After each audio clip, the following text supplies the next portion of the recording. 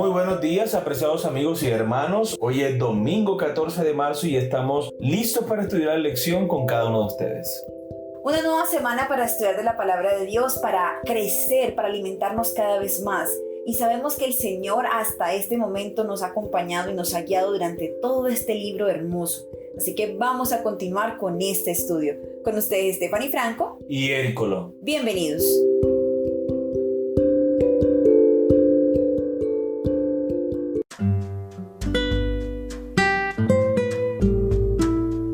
Los efectos del pecado. El título de la lección para el día de hoy.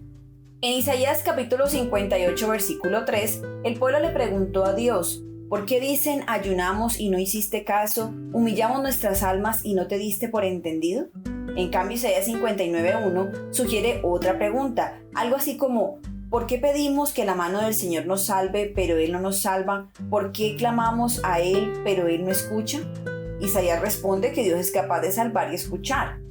Sin embargo, el hecho de que Él no lo haga es una cuestión totalmente distinta. Lee Isaías capítulo 59, versículo 2. ¿Qué mensaje se da aquí que responde la pregunta de Isaías capítulo 59, versículo 1? Isaías capítulo 59, versículos 1 y 2. He aquí que no se ha cortado la mano de Jehová para salvar, ni se ha agravado su oído para oír.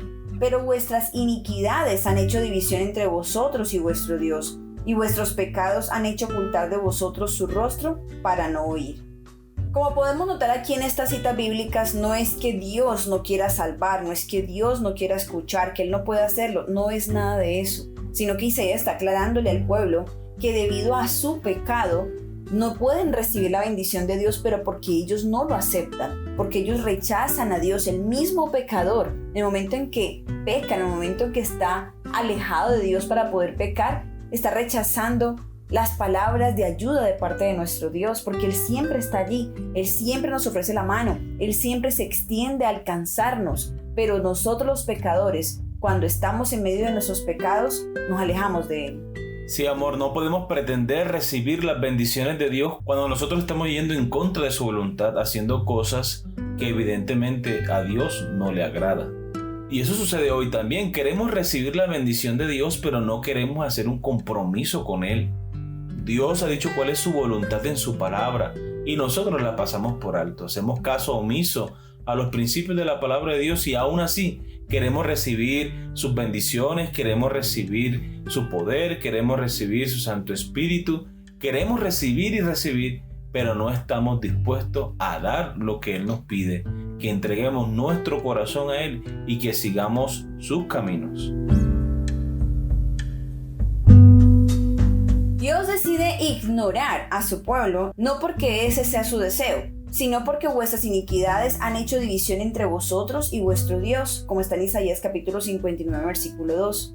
Esta es una de las afirmaciones más claras de la Biblia con respecto al efecto del pecado en la relación divino-humana. Isaías dedica el resto del capítulo 59 a explicar este asunto, que está presente en toda la historia humana. El pecado puede destruir nuestra relación con el Señor y por lo tanto conducir a nuestra ruina eterna, no porque el pecado aleje a Dios de nosotros, sino porque nos aleja a nosotros de Dios. El libro de Génesis capítulo 3 versículo 8 presenta esta situación de la siguiente manera. No es que Dios se aleje del hombre, es el hombre que se aleja de Dios por causa de su pecado. Génesis capítulo 3 versículo 8 dice: y oyeron la voz de Jehová Dios que se paseaba en el huerto al aire del día. Y el hombre y su mujer se escondieron de la presencia de Jehová Dios entre los árboles del huerto. Noten algo interesante, el sentimiento de culpa, el sentimiento de que hemos fallado a Dios, que hemos cometido pecado, nos hace escondernos de la presencia de Dios. Y eso es lo que pasa hoy también. Cuando nosotros cometemos pecado, creemos que somos tan indignos, tan viles, que no merecemos el perdón de Dios, ni siquiera acercarnos a Él. Pero ojo, esta es la trampa del enemigo. Satanás nos susurra al oído: eres indigno, eres pecador, no mereces el perdón de Dios, hipócrita, no te acerques a Dios. Pero antes, Dios, ¿qué es lo que hace? Va en busca de sus hijos. Así como lo hizo Dios en el huerto del Edén, fue en busca de Adán y Eva. También hace lo mismo hoy. Nosotros cometemos pecado, nos apartamos del Señor, pero Dios está allí con sus brazos abiertos, extendidos, esperando que nosotros volvamos a Él, porque Dios está dispuesto a perdonar. El pecado es principalmente un rechazo de Dios, un alejamiento de Él. El acto de pecar en realidad se retroalimenta porque no solo es un distanciamiento de Dios, sino además el resultado del acto, que hace que el pecador se aleje aún más del Señor. El pecado nos separa de Dios, no porque Dios no se acerque al pecador, de hecho toda la Biblia básicamente relata que Dios está tratando de salvar a los pecadores, sino porque el pecado hace que rechacemos sus propuestas divinas hacia nosotros. Por eso es tan importante que no toleremos ningún pecado en nuestra vida. Hermanos y amigos, no podemos permitir que el pecado que hay en nuestras vidas se convierta en un obstáculo para venir a Dios. De hecho, la única forma de que nosotros podamos vencer el pecado y la tentación es con la ayuda de Dios. Nosotros no podemos vencer por nosotros mismos. Es el trabajo de Satanás meternos en la mente el hecho de que somos indignos, que no merecemos la ayuda de Dios. Pero esas son las artimañas del enemigo. No caigamos en eso, hermanos.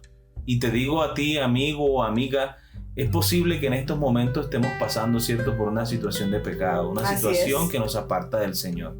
En el nombre de Jesús, te digo con todo corazón, por favor, regresa a Jesús. No importa cuál sea el pecado que hayas cometido, no importa cuántas veces lo hayas hecho, Dios está dispuesto a perdonar. Dios está dispuesto a restaurar tu vida, a darte una nueva oportunidad, un nuevo comienzo. Así es, amor, y ahora quiero compartir con todos un comentario de nuestra hermana Elena de White. Los ojos de Adán y Eva fueron realmente abiertos, pero ¿para qué?